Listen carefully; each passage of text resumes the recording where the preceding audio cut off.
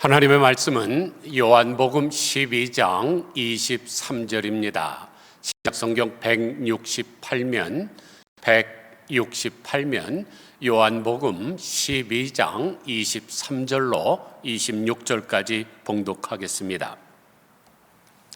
예수께서 대답하여 이르시되 인자가 영광을 얻을 때가 왔도다. 내가 진실로 너희에게 이르노니 한 알의 밀이 땅에 떨어져 죽지 아니하면 한 알 그대로 있고 죽으면 많은 열매를 맺느니라. 자기의 생명을 사랑하는 자는 잃어버릴 것이요 이 세상에서 자기의 생명을 미워하는 자는 영생하도록 보존하리라. 사람이 나를 섬기려면 나를 따르라. 나 있는 곳에 나를 섬기는 자도 거기 있으리니 사람이 나를 섬기면 내 아버지께서 그를 귀히 여기시리라. 아멘. 오늘은 6월 25일 한국전쟁 기념주일로 지키면서 다큐멘터리를 잠시 보겠습니다. 1945년 8월 15일 2차 세계대전이라는 약 6년에 걸친 가장 파괴적인 전쟁이 끝나고 일본이 무조건적인 항복을 선언함에 따라 35년 동안 일본의 소나기에 걷어진 한반도는 마침내 독립을 이룩하게 됩니다. 하지만 2차 대전의 승전국들은 한반도는 35년의 식민 통치에서 이제 막 벗어난 상태이기 때문에 스스로 통치할 힘이 없다고 판단합니다. 때문에 38도선을 기준으로 미국과 소련이 한반도에 들어서게 되고 2차 대전의 승전국은 한반도를 향후 5년간 대신해서 통치하자는 신탁 통치를 결정합니다. 한반도 내에서도 이제 겨우 독립을 이룩한지라 또다시 타국의 통치에 대한 찬반운동이 격해지기 시작했죠. 시간이 지나면서 두 강대국이 자리 잡고 있던 한반도는 자유주의와 사회주의라는 각기 다른 이념의 차이로 서서히 고착화되어 갔습니다. 많은 사람들이 개개인의 정치 이념에 따라 남과 북으로 이동하기 시작했고 남북의 대립구도는 더욱 확고해져 갔습니다. 이제 남은 건 정부를 수립하는 것. 초기에는 유엔의 주도하에 남북한을 묶어 한반도 전체를 두고 총선거를 결정했지만 북한에서는 이미 공산주의가 자리를 잡고 있었기 때문에 어쩔 수 없이 남한 지역에서만의 단독 선거를 실시하게 됩니다. 그렇게 남한 지역에서는 8월 15일 대한민국 정부가 수립되며 이승만 정권이 탄생하였습니다. 반대로 서서히 독자적인 정부 수립을 준비하던 북한은 김일성을 수상으로 하는 조선민주주의 인민공화국을 선포합니다. 이렇게 한반도 땅에는 서로 다른 이념을 가진 두 개의 정부가 들어서게 되었습니다. 그리고 1950년 미국은 김일성을 자극하는 엄청난 발표를 하는데 그것은 바로 에치슨 선언입니다. 2차 세계대전 이후 소련의 공산주의는 빠르게 퍼져나갔고 이러한 소련의 붉은 물결을 막고자 미국의 국무장관 에치슨이 강경한 정책을 추진한 것이죠. 아시아 전역의 공산화를 막기 위해 동아시아 방위선을 그었는데 안류산 열도, 일본, 오키나와, 필리핀을 선으로 그어버리는 이른바 에치슨 라인이 탄생하였습니다. 즉 한반도를 비롯해 대만, 인도차이나 반도가 제외되었고 이 에치슨 라인에 포함되지 않는 국가는 미국의 방위에서 제외되어 국제연합의 보호에 의존해야 했습니다.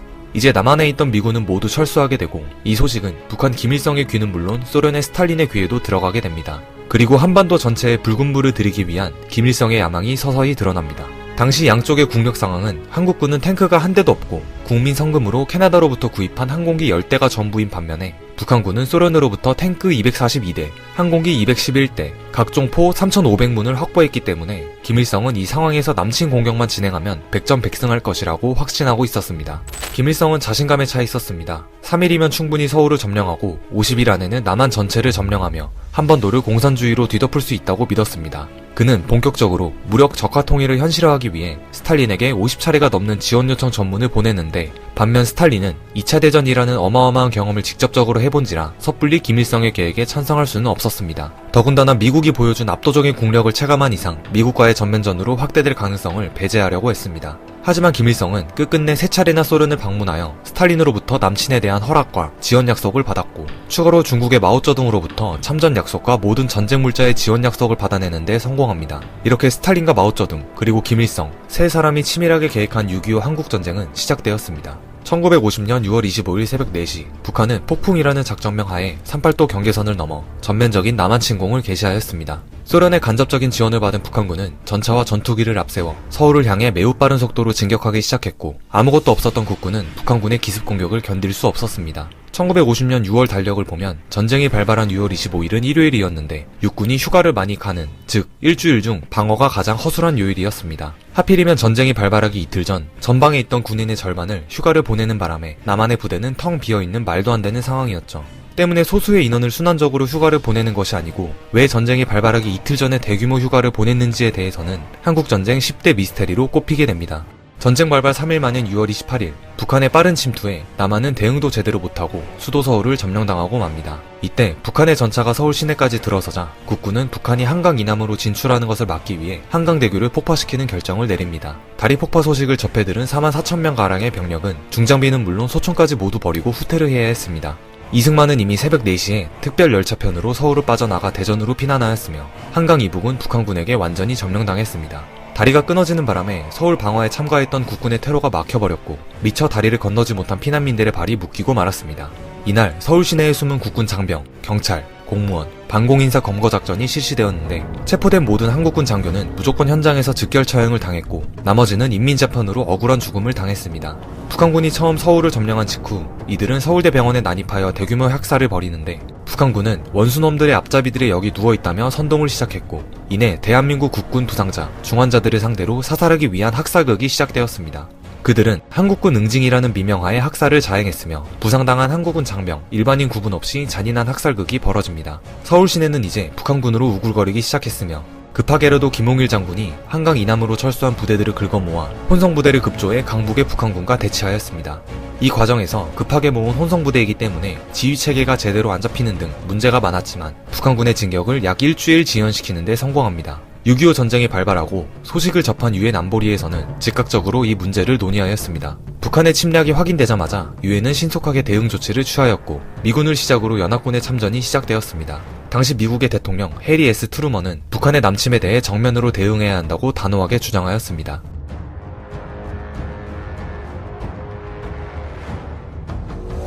사태를 중시한 트루먼 대통령은 미 해공군과 지상군의 한국 출동을 명령함과 동시에 한국 전 해안의 해안 봉쇄를 명하였습니다. 여기에 더글래스 메가더 원수를 총사령관으로 하는 21개국의 유엔군이 조직되며 이제 대한민국 국군의 지휘권은 미군에게 넘어갔죠. 전쟁이 발발한 지 6일째 되는 날 메가더의 명령하에 미군 최초의 참전부대인 스미스 특수임무부대가 부산에 상륙하여 경기도까지 올라가기 시작했습니다. 북한군은 한강을 넘어 빠르게 남하하기 시작하였고 쏟아지는 장맛비 속에서 양측이 오산 중미령에서 첫 교전을 하게 됩니다.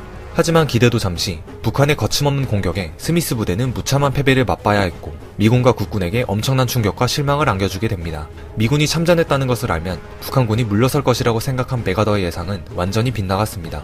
하지만 비록 전투에서는 패배했지만 이를 계기로 세계 각국의 파병을 이끌고 북한군의 남진을 6시간 넘게 저지하면서 국군과 유엔군의 반격을 위한 귀중한 시간을 벌어주게 됩니다. 북한군은 대전을 넘어서 새 방면으로 침공을 계속하였습니다.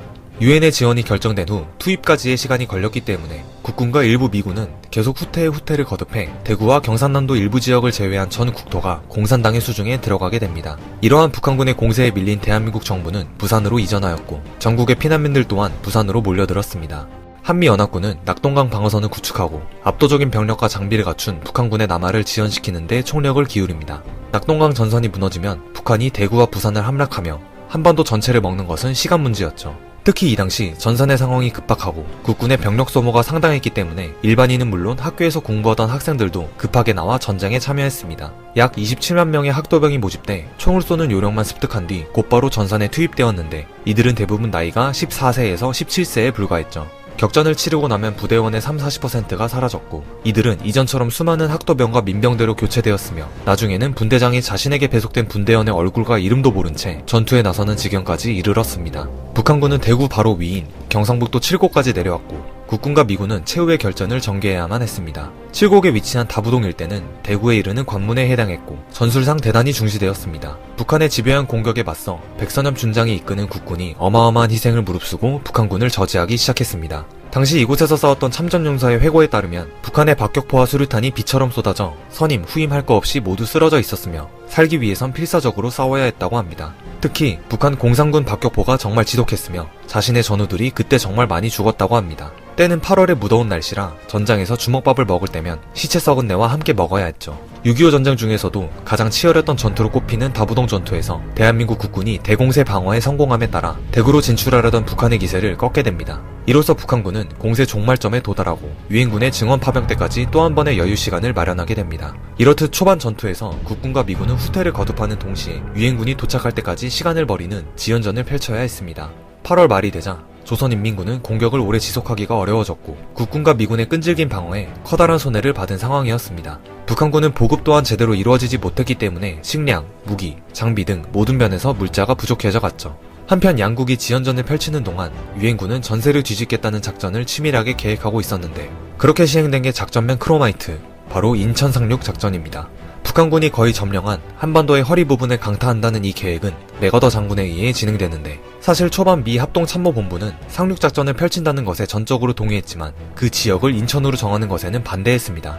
인천의 밀물과 썰물의 차이가 10m에 달하고 엄청난 갯벌을 형성하며 수로와 해안의 조건 또한 너무나 불리했습니다. 즉 인천이 상륙하기 힘든 특징이라는 특징은 거의 모두 보유하는 바람에 터너 조이 제독은 성공률이 5000분의 1도 되지 않을 것이다 라고 주장했고 일부 참모들은 장소 변경을 권하기도 했습니다. 하지만 맥어더의 주장은 달랐습니다. 태평양 전쟁에서 총 87차례의 상륙작전을 전개할 만큼 경험이 풍부했던 그는 인천을 고집하였습니다. 서해안에 갯벌이라는 장애물이 있지만 이것을 성공만 한다면 북한군의 테러와 보급선을 차단하며 전황을 뒤바꿀 수 있다고 확신하였습니다. 또한 인천 외에 맥어더 장군이 원하는 적 후방의 완전 단절이라는 조건을 만족할 만한 장소가 달리 없었습니다. 하지만 해당 작전을 성공으로 이끌기 위해서는 인천 상륙작전과 더불어 북한군을 교란하기 위한 양동작전이 필요했는데 서해안의 인천과 정반대 방향인 동해안에 772명의 병력을 상륙시킨다는 일명 장사상륙작전이었습니다.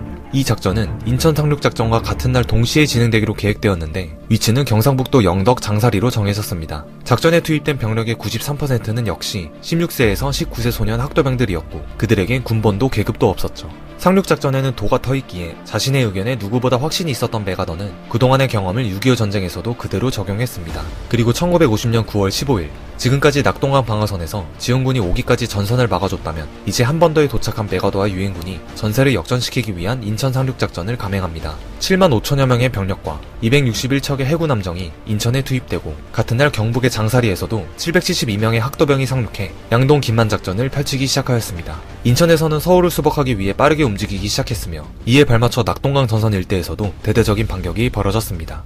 지금까지 북한의 진격에 수세에 몰렸지만 상륙작전으로 전황이 완전히 뒤집혀지자 김일성은 당황하였습니다. 대한민국 국군과 유엔군은 2주 만에 수도 서울을 수복하는 데 성공하고 10월이 되자 최초로 38선을 넘어 북진하기 시작하였습니다. 파죽지세로 밀고 들어간 이들은 북한의 수도인 평양까지 차지하며 마침내 압록강 부근까지 도달하여 중국 국경에 이르렀습니다.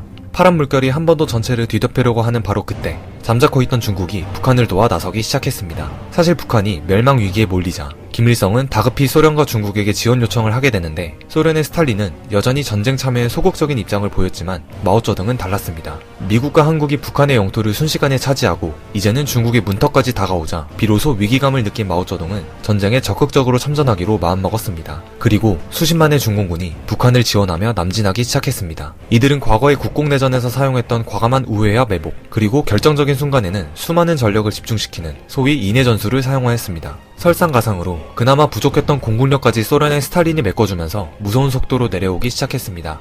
맥아더 장군은 중공군 수십만이 북한에 투입되었고 새로운 전쟁이 시작되었다고 발표하였으며 이러한 중국의 기세에 서부전선, 동부전선 모두 후퇴해야만 했습니다. 이 과정에서 유엔군과 피난민이 장진호 일대에서 중공군에게 포위당하는 일이 발생합니다. 함경도 전역이 중공군 수중에 넘어가면서 이들은 퇴로가 끊겨버렸기 때문에 남쪽으로 내려갈 방법이 없었습니다.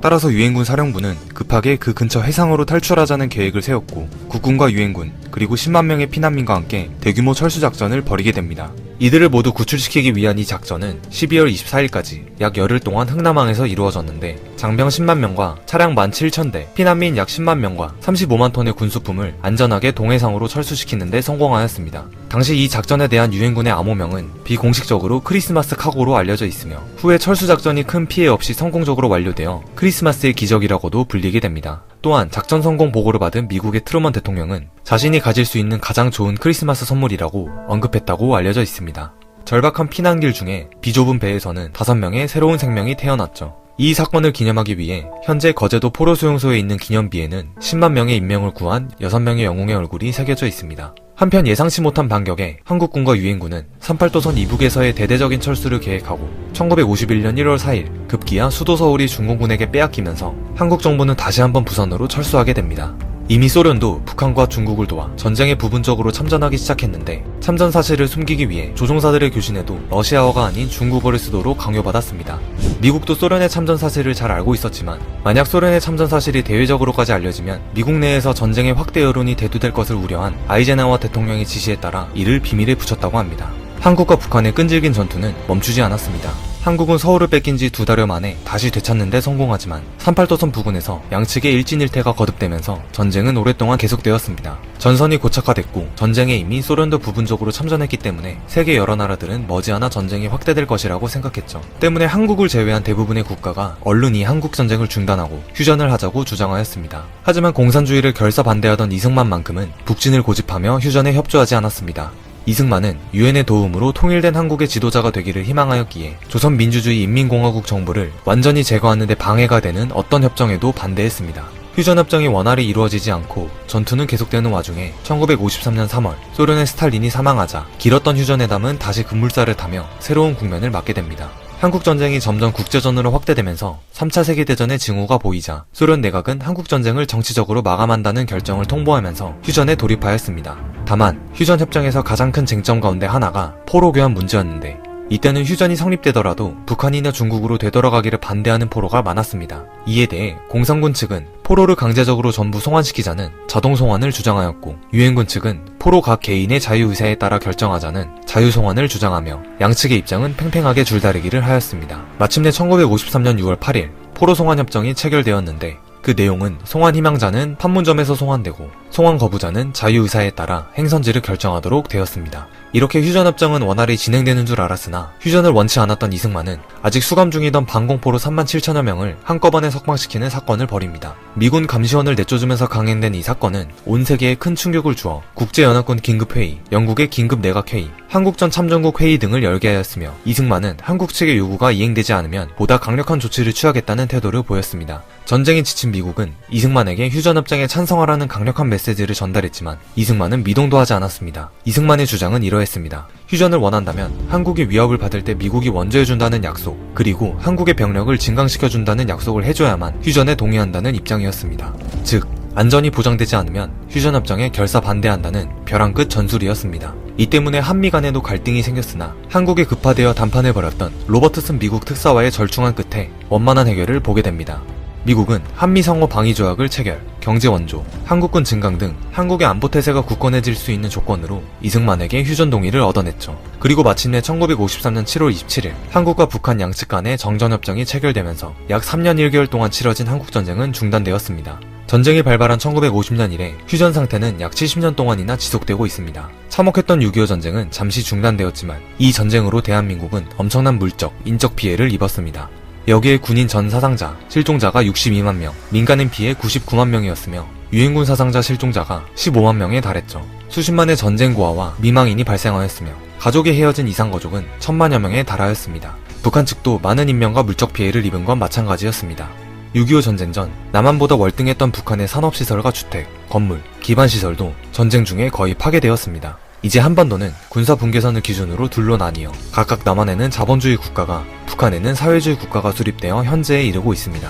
그리고 수백만 명의 사상자를 낸 흔적과 파편들은 역사가 되어 남과 북에게 돌이킬 수 없는 큰 흉터만을 남기게 됩니다.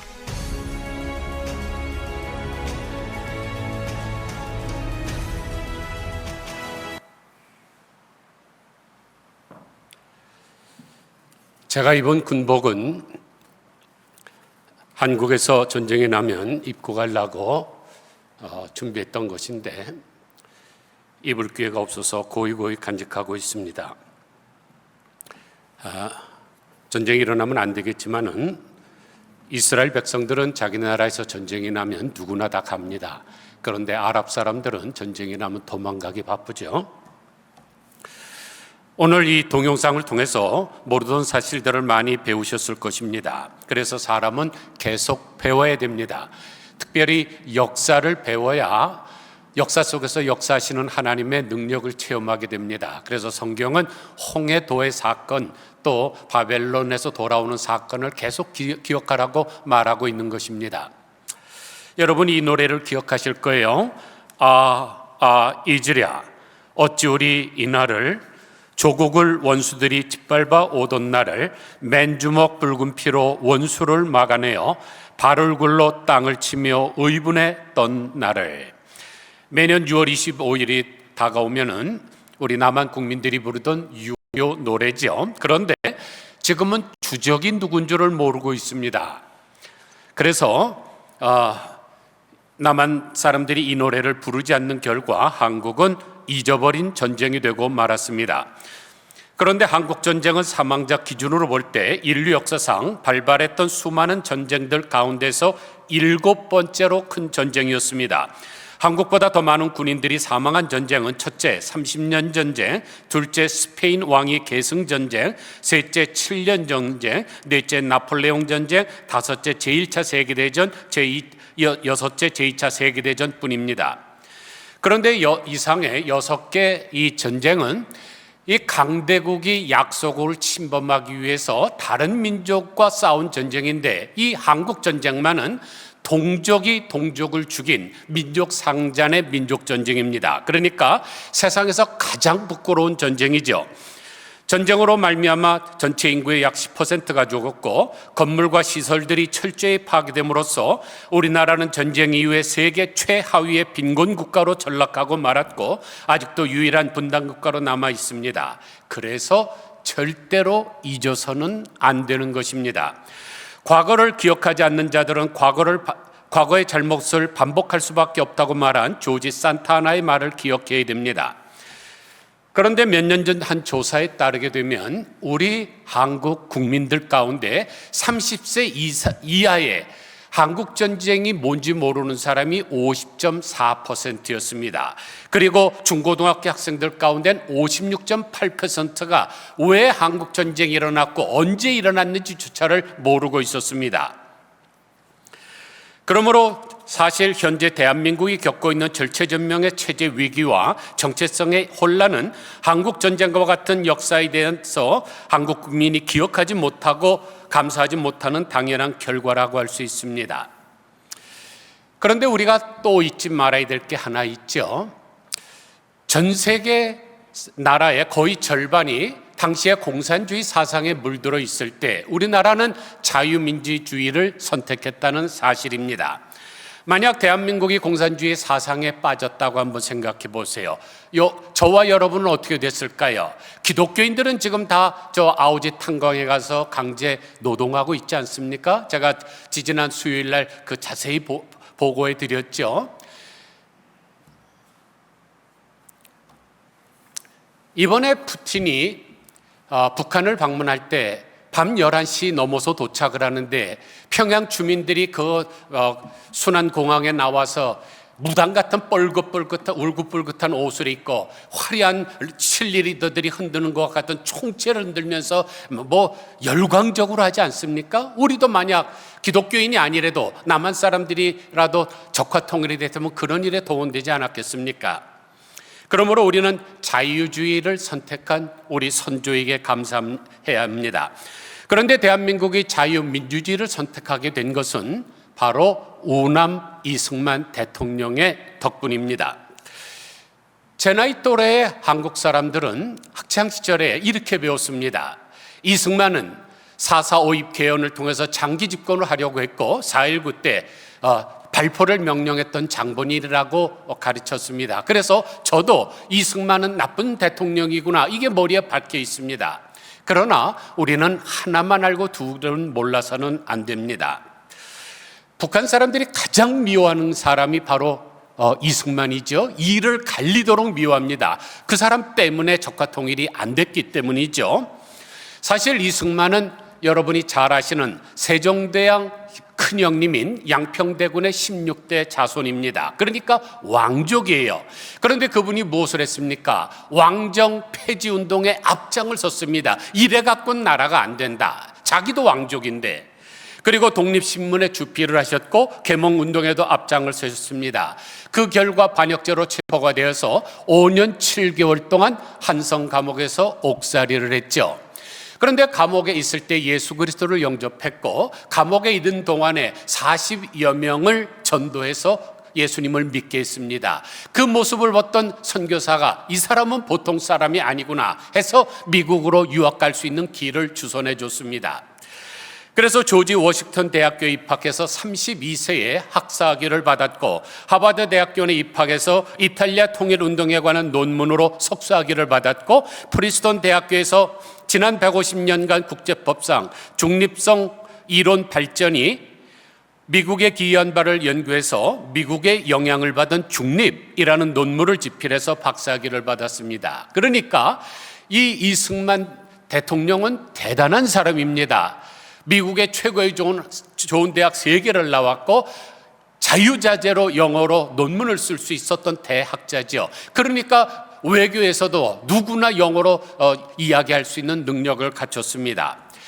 그래서 1941년 이승만은 일본 내막기라는 책을 저술하게 되는데, 그 책에서 일본 군국주의의 실체를 폭로하고 조만간 일본이 미국을 공격할 것이라고 경고했습니다. 그런데 자만심에 빠져있던 미국 국민들이 어떻게 했습니까? 웃었죠. 비웃었습니다. 그런데 이승만 대통령의 예언대로 불과 몇 달 지나지 않아서 12월 7일에 하와이 진주만 공격을 기습을 하자 미국 사람들은 경악을 하고 이제 이승만을 인정하기 시작을 했습니다.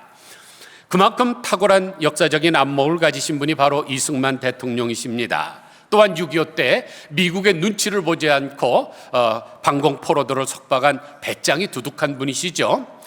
그러므로 우리는 이 이승만이라는 분이 계셨다는 것을 감사할 줄 알아야 됩니다. 인간에는 3종류의 사람이 있다고 중국의 손문이 이야기를 했습니다. 중국 근대 민주혁명의 선구자 또는 중국의 국보라고 불리우는 손문은 산민주의라는 책을 썼는데, 그 책에서 인간은 3종류가 있다 그랬습니다. 첫째, 선지 선각자. 다른 사람보다 먼저 생각하고 먼저 알고 먼저 깨달아서 먼저 행동하는 사람이죠. 이런 사람은 지도자가 되고 역사를 이끌어간다 그랬습니다. 둘째는 후지후각자인데, 다른 사람이 깨닫고 행동할 때 뒤돌아가는 사람, 항상 한 단계 느린 사람, 이런 사람은 다른 사람의 추종자가 된다 그랬습니다. 셋째는 부지부각자, 자신이 앞서 있는지 뒤쳐 있는지도 모르고 그냥 인생을 헛되게 살아가는 사람, 이런 사람은 남에게 이용당한다 그랬습니다. 사랑하는 성도 여러분, 여러분은 어떤 사람이십니까?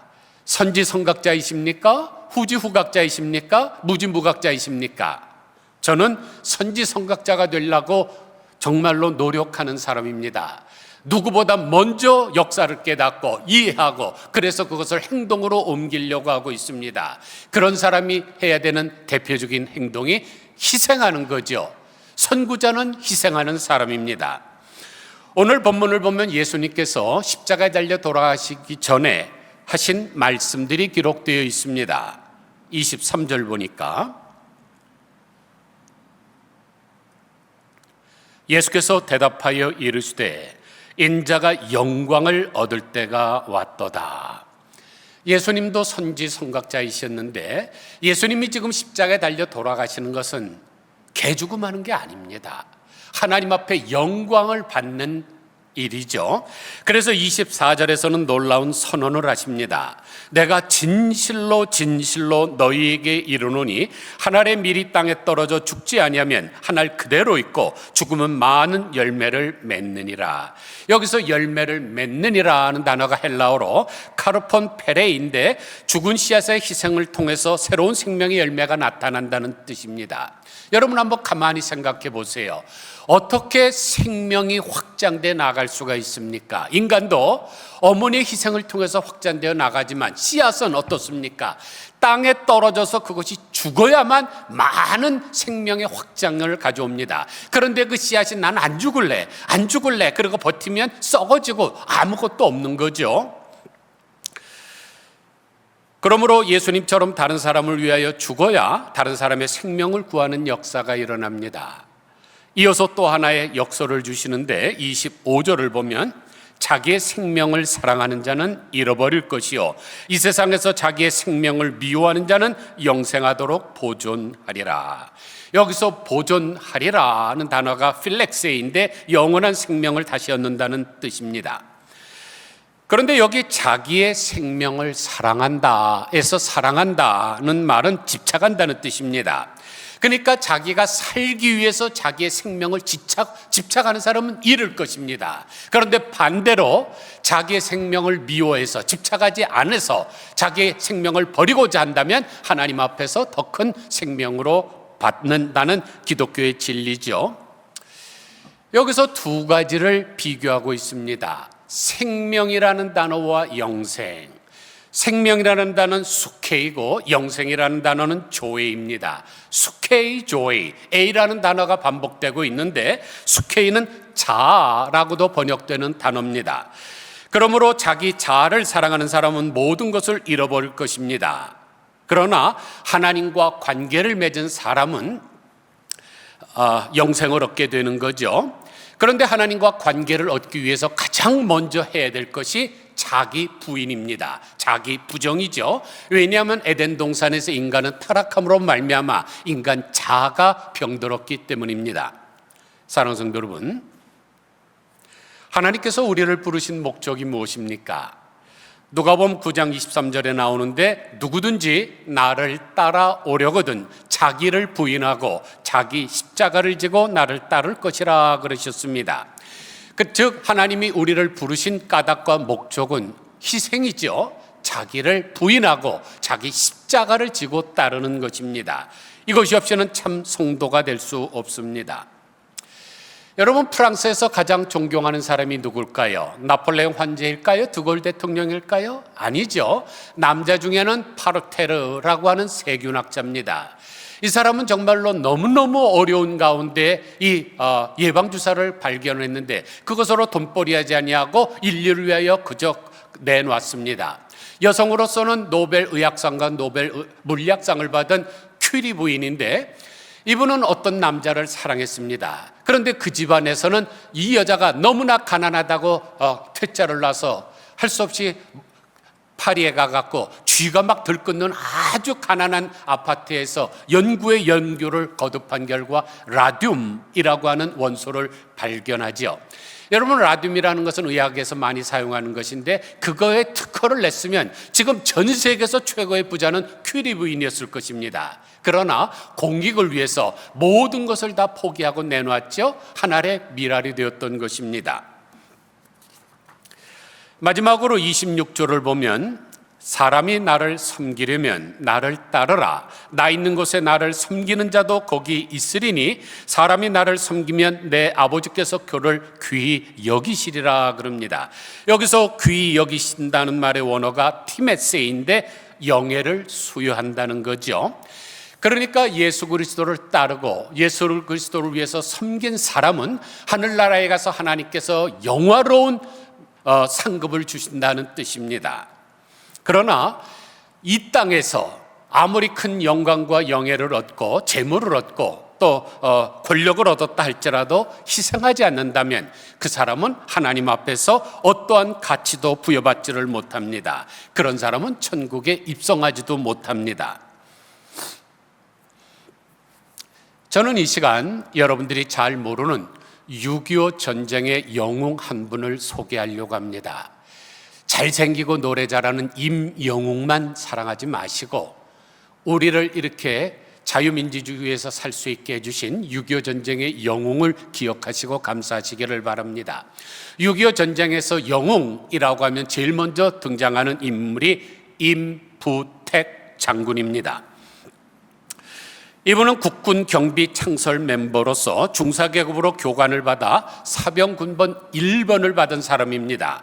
이후에 현 육군사관학교의 전신인 국방경비사관학교에 들어가 1기로 소위 임관을 했다가 승진을 해서 소장이 되었습니다. 그런데 1950년 6월 23일, 그러니까 6.25가 발생하기 이틀 전에 경계 강화 조치가 해제가 됐습니다. 이상한 일이죠. 그리고 바로 그 당일날, 주일날인데 국군의 3분의 1이 휴가를 갔습니다. 외출을 떠났습니다. 그것도 이상한 일입니다. 최병덕 장군을 비롯한 군주의변은 육군 회관 기공식에 참여했다가 밤새 술을 퍼마셨습니다.